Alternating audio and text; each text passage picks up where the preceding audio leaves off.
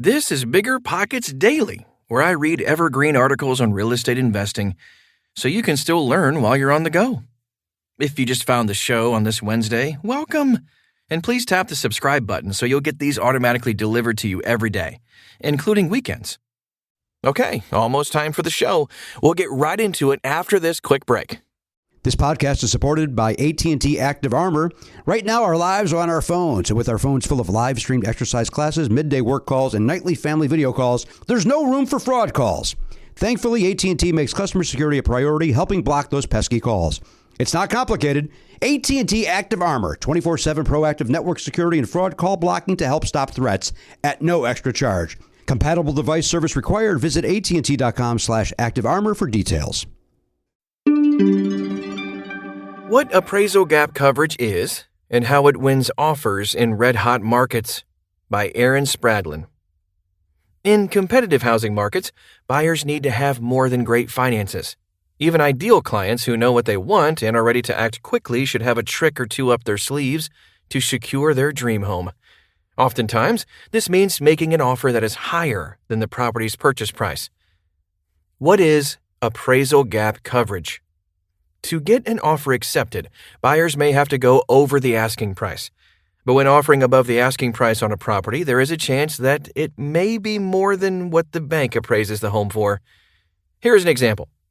Say a home is listed for $100,000 and goes under contract for a sale price of $110,000.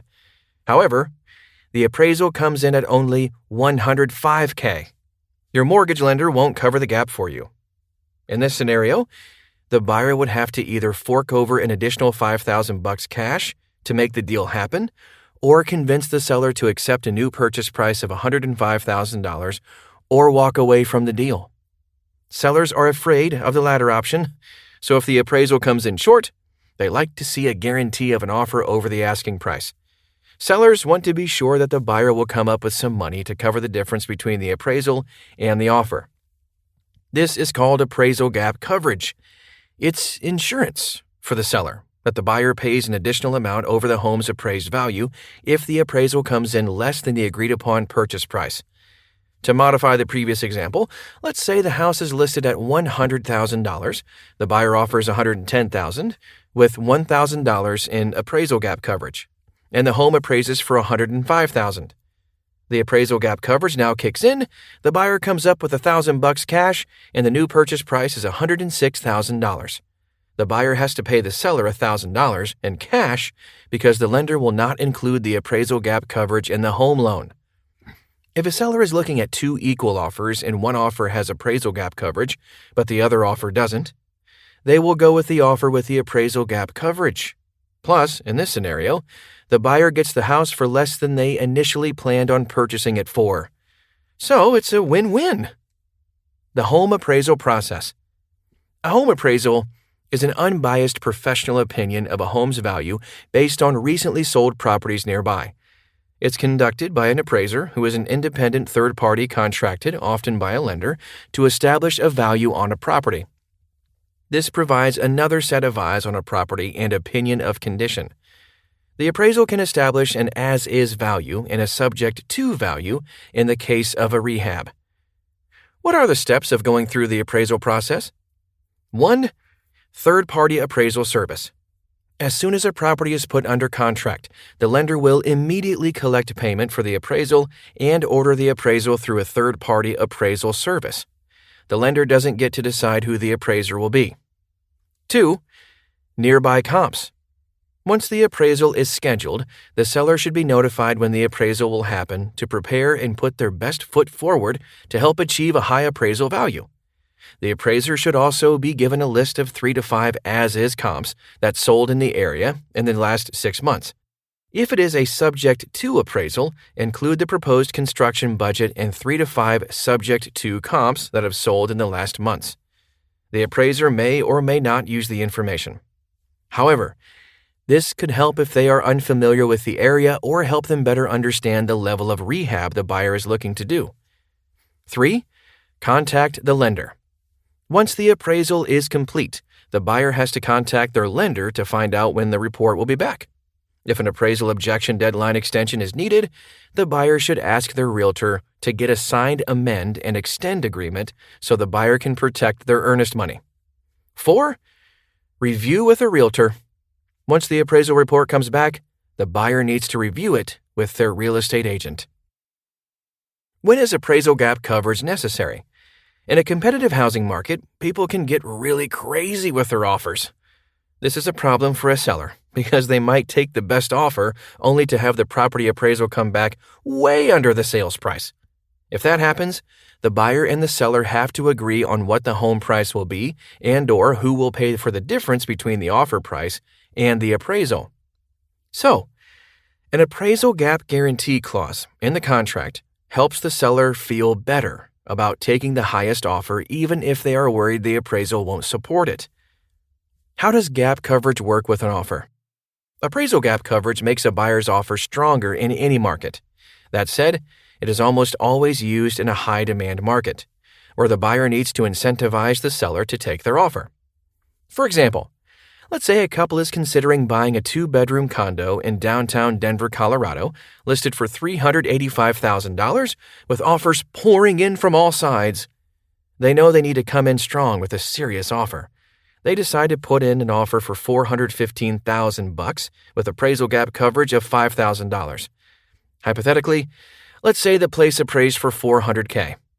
An offer for $415,000 without appraisal gap coverage would mean that the lender would only secure the loan for $400,000.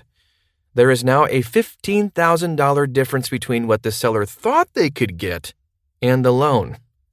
Now everyone is required to renegotiate. Will they split the $15K? Will they lose the contract?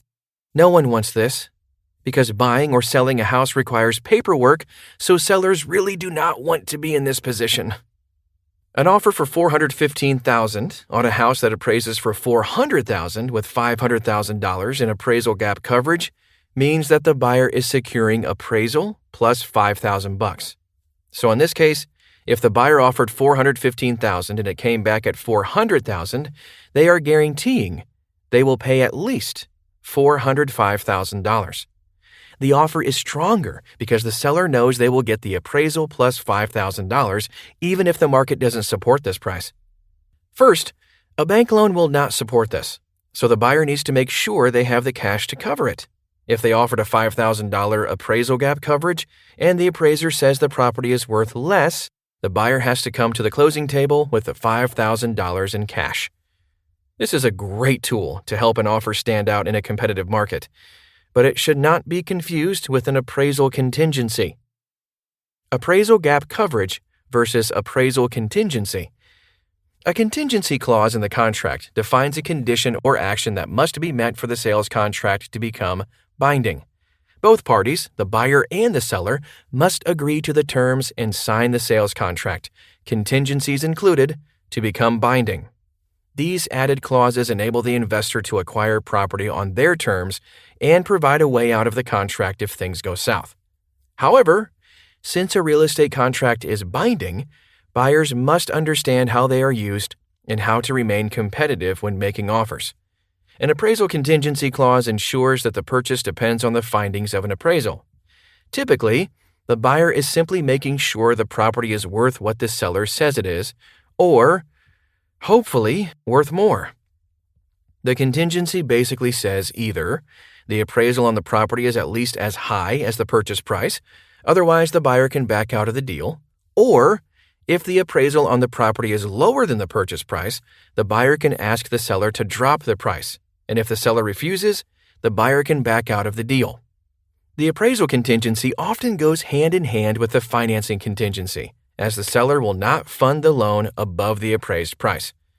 Appraisal gap coverage is a great way for buyers to stand out, and it doubles as a safeguard from potentially overpaying for a property.